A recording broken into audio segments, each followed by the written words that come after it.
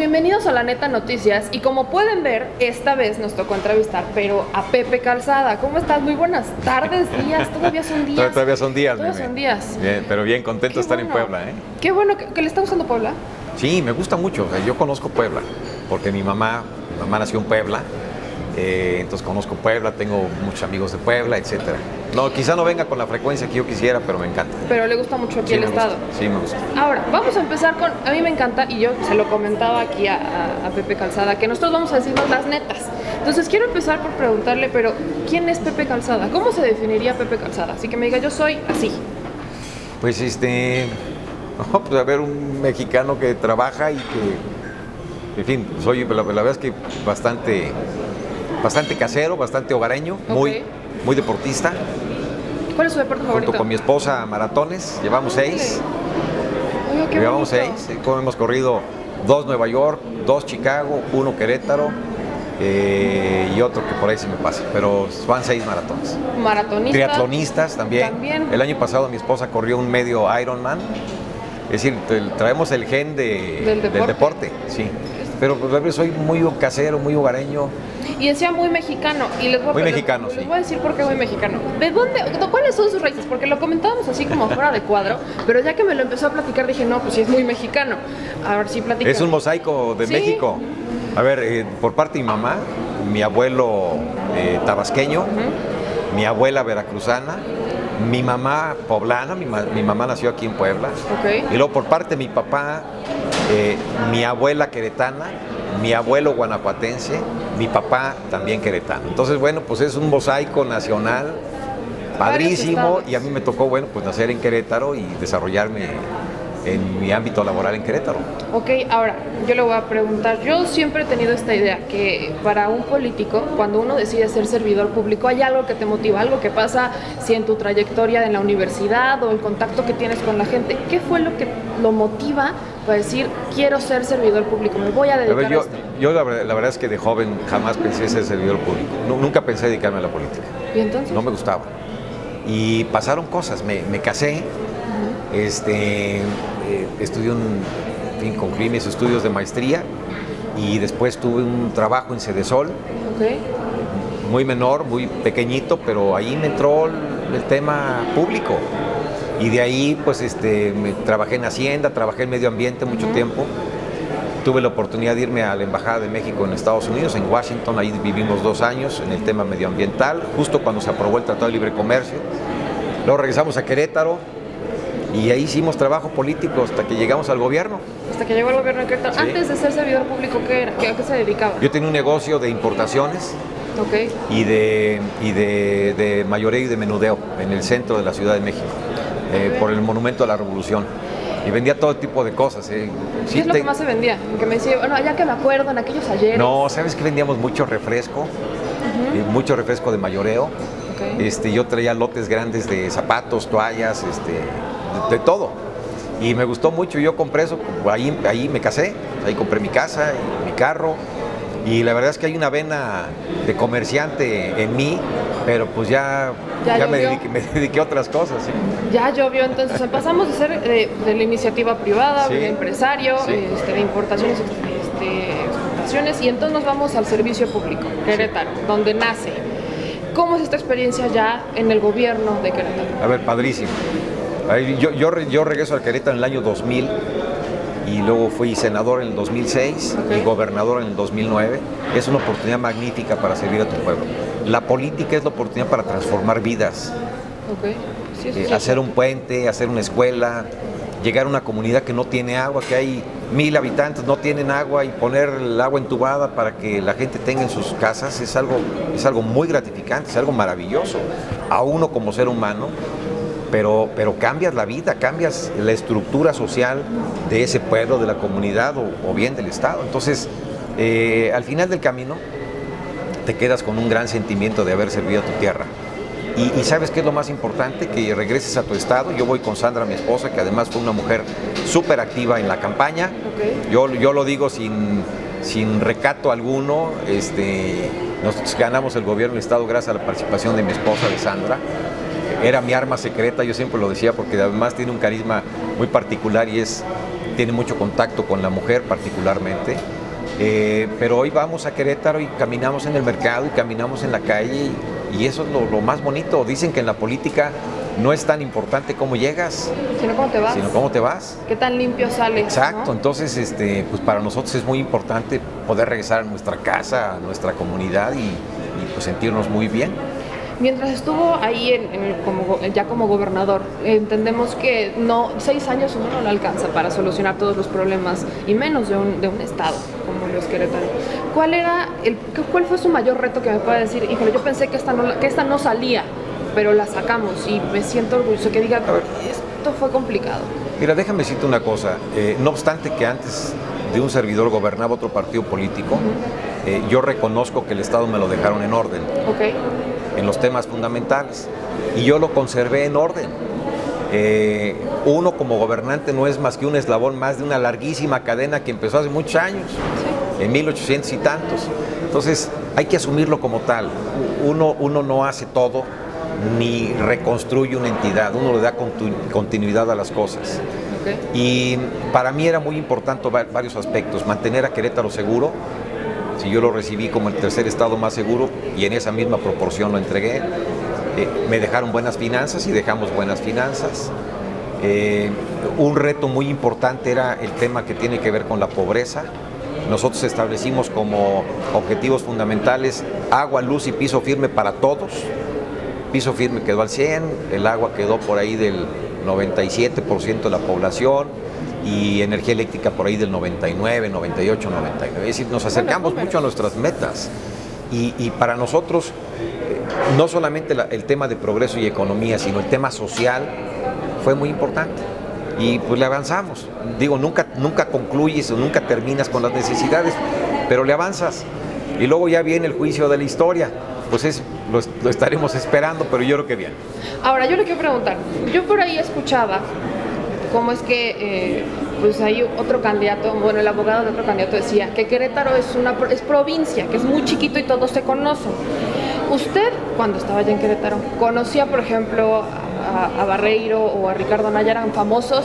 O de verdad es una provincia, o cómo está eso? Porque cuando yo les decía al público que nos veía en La Neta Noticias, es que Querétaro es una provincia, bueno, usted ya se imaginará que me llovían mentadas y me decían, ¿cómo se te ocurre que Querétaro es una provincia? Es un estado bastante grande. Sí, más de 2 millones de habitantes. Bueno, eso no es una provincia, me queda claro que no es un pueblito. No, pero además comparado con otras ciudades, pues sí tiene menos población, pero ya de 2 millones el estado es grande. Y la zona metropolitana de tener 1.2 millones de personas. Sí nos conocemos mucho y sí conoces la historia de la gente y por apellidos te guías, etcétera. Pero todavía sigue siendo, digamos, una vida en comunidad, una vida bastante en la que conoces a los actores. A Barreiro yo no lo conozco. Bueno, ya lo he visto ahí en fotografías. Ya se hizo famoso últimamente. Ya se hizo famoso, pero yo no lo conozco. A Ricardo Anaya sí. Sí lo conocía. Sí, claro, porque cuando yo llegué al gobierno del estado, Ricardo Anaya fue diputado local, coordinador de su grupo parlamentario en el Congreso y presidente del PAN. Sí, a Ricardo Anaya sí lo conozco. Y conozco a su familia, etcétera. Ok, bueno, entonces a Ricardo Anaya sí, pero a Barreiro no. Eso nada más queremos que quede como constatado, porque yo sí tenía la duda. Yo sí tenía esa duda, que luego decían que... yo creo que es un empresario joven, es decir, no lo conozco. Bueno, eso está bien. Ahora, ya pasando el tema Querétaro, ¿cómo llega ahora sí, pero al gobierno de Enrique Peña Nieto? ¿Qué pasa en ese trayecto? Dejamos el gobierno de Querétaro. Cuando dejé el gobierno. Y de ahí nos lanzamos. Me invita a colaborar con él. Okay. Es decir, me quedaba un mes y días para concluir mi administración. El presidente Peña Nieto quería hacer cambios en su equipo previo a su informe de gobierno. Okay. Y precisamente por ello me invita antes de que yo concluyera, porque yo terminaba el último día de septiembre y su informe era el primero de septiembre. Entonces por eso me invita por ahí del 15, 16 de agosto del 2015. No concluyo mi administración. Pido licencia y una persona concluyó el mes y cachito que quedaba para concluir. Pero para mí fue una gran distinción. Fíjate qué dato, desde 1945 no había habido un gobernador de Querétaro que se separara para integrarse a un equipo de un presidente de México. 1945. Había habido queretanos que digamos, desde su posición integraban el gabinete, pero no que dejaran el gobierno de Querétaro para integrarse a un gabinete de la presidencia. Desde 1945, entonces, pues no solamente es una distinción personal, es una distinción para mi estado. Ya cuando entra a Zagarpa, digo, es una secretaría importante en México. Sí es. Muy importante en México el tema de la agricultura, la pesca, la ganadería, es muy importante. ¿Cómo recibe Zagarpa? Bien. O sea, Zagarpa es una institución que se ha ido adaptando a una nueva realidad de México. Una realidad de una agricultura tradicional a una agricultura muy tecnificada. El campo es ciencia. Sí. El campo no solamente es esfuerzo, es ciencia. Semillas mejoradas, tractores, invernaderos, es ciencia. Hoy los grandes productores se meten mucho a la cuestión científica. Entonces México se ha ido adaptando a eso. Hoy es más productivo que nunca. Hoy México produce más que nunca en su historia. Y exportamos más que nunca en la historia. Claro que no todo está resuelto. No. Todavía hay muchas personas que no han recibido el apoyo del gobierno, hay muchas personas que no están cultivando, digamos, con estas nuevas dinámicas de modernidad, pero ahí la llevamos. O sea, somos el 12º productor de alimentos del mundo y el 10º exportador. Ahí entramos ya como más en un tema de qué está pasando en campaña, vamos a combinarlo un poquito, porque está el tema de muchos campesinos, se escucha la queja de muchos campesinos diciendo que se exporta más de lo que se consume. ¿Qué tan cierto es eso? No, a ver, nosotros exportamos el año pasado casi 33,000 millones de dólares, pero México produce 92,000 millones de dólares de alimentos. La otra parte se queda para si tenemos una tercera parte de lo que producimos, exportamos. Y luego importamos como 26,000 millones. Entonces casi se compensa lo que exportamos con lo que importamos. Tenemos un superávit de 5,000 millones de dólares. Pero producimos casi 100,000. Son datos. Sí producimos. No, bueno. A ver, somos muy importantes. Y Estados Unidos, por ejemplo, ahora que está de moda, allá el señor del norte, exportamos 1,500 millones de dólares de comida diarios. Perdón, 1,500 millones de pesos de comida diarios, 70 millones de dólares. ¿Qué pasaría si nosotros dejáramos de exportar esa cantidad, por ejemplo, a Estados Unidos? Pues sería un problema para México porque, pues, ¿dónde colocamos esa cantidad? Okay. Pero sería más problema para ellos porque ¿a quién le compran? Sí. Pues es una cuestión de conveniencia. Ellos nos compran porque les conviene, no les vendemos porque nos... Claro. Ahora, ya usted viene a Puebla, ahorita ya estamos en tema de campaña. Y yo sí le quiero hacer una pregunta. Usted estuvo a cargo de Zagarpa. ¿Usted cree que Puebla... que aquí hay huevo? O sea, que aquí hay huevos en Puebla. Digo, se va a escuchar albur, pero no. ¿Hay muchos, huevos en Puebla? Muchos, porque, a ver, primero, el primer productor es Jalisco, el segundo es Puebla, el tercero es Oaxaca.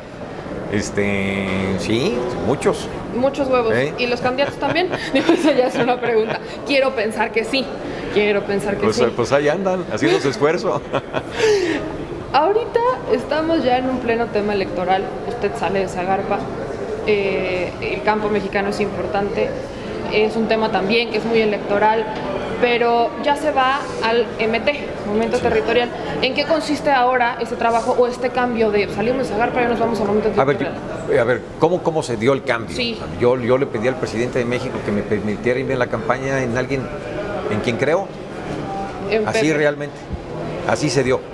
Usted se lo pide al presidente. Pedí, sí, dame yo le permiso. Dije, deme autorización, presidente, de integrarme a la campaña de una persona en la que auténticamente creo. O sea, yo no estoy aquí porque me mandaron y no, ni por espacios, ni por nada.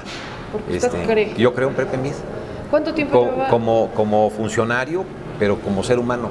Compartieron, estando en el gabinete, fueron compañeros. Pero lo conozco desde hace mucho antes. ¿Desde hace cuánto lo conocen? Yo era senador 2006, 2007 y José Antonio Meade trabajaba con Agustín Carstens en Hacienda y luego yo me voy como candidato a Querétaro y entonces yo fui gobernador. Pepe Meade era secretario de Hacienda, secretario de Energía primero, luego secretario de Hacienda. Ahí lo trato más. Y luego fuimos compañeros de gabinete y lo trato más. Claro. Es decir, pero no es una cuestión de amistad, es una cuestión de que auténticamente yo creo que él debe ser el presidente. Sí. ¿Qué es lo que más dice por esto debe de ser? A ver, porque es un buen ser humano. Eso es lo principal. Es un agente de valores, sí. O sea, no queremos que nos gobierne solamente una gente capaz, queremos que nos gobierne una gente que tiene valores. Yo me fijo mucho, por ejemplo, en su familia. en su esposa, en Juan, en sus hijos, en cómo ha construido un hogar. Para mí eso es muy importante, porque todo mundo en campaña lee grandes discursos, en muchas ocasiones ni ellos los escriben.